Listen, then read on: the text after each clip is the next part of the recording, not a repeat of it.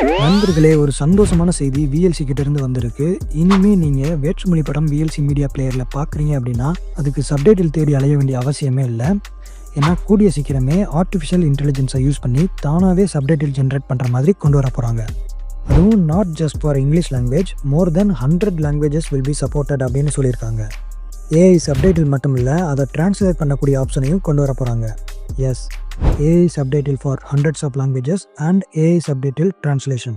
So for example, நீங்கள் ஒரு Japanese film பார்க்குறீங்க அப்படின்னா அதை நீங்கள் ஜாப்பனீஸ் சப்டைட்டிலையும் பார்த்துக்கலாம். இல்லைனா அதை டிரான்ஸ்லேட் பண்ணி இங்கிலீஷ் லாங்குவேஜ்லேயோ இல்லை உங்களுக்கு விருப்பமான வேறு லாங்குவேஜ்லேயோ கூட பார்த்துக்கலாம்.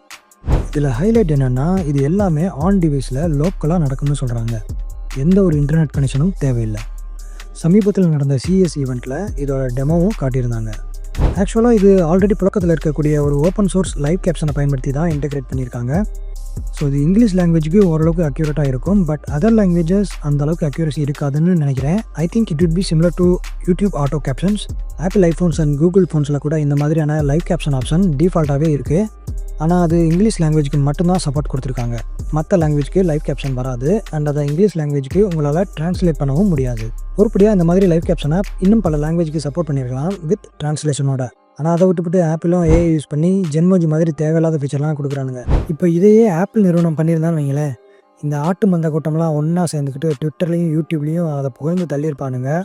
ட்விட்டர் ஃபீட் ஃபுல்லாக இதை பற்றி தான் பேசிகிட்டு இருந்திருப்பானுங்க. ஆனால் ஒரு ஓப்பன் சோர்ஸ் கம்பெனி ஃப்ரீ சாஃப்ட்வேரில் ஃப்ரீயாகவே இந்த ஃபீச்சரை கொடுக்குறாங்க. ஒரு யூஸ்ஃபுல்லாக ஏஐ எப்படி பயன்படுத்தணும் அப்படின்றத விஎல்சி கிட்டேருந்து ஆப்பிள் நிறுவனம் கற்றுக்கணும். இப்போதைக்கு இந்த ஃபீச்சரை ஷோகேஸ் தான் பண்ணியிருக்காங்க. இது எப்போ வரப்போகுது அப்படின்றத பற்றின எந்த ஒரு அறிவிப்பும் கொடுக்கல.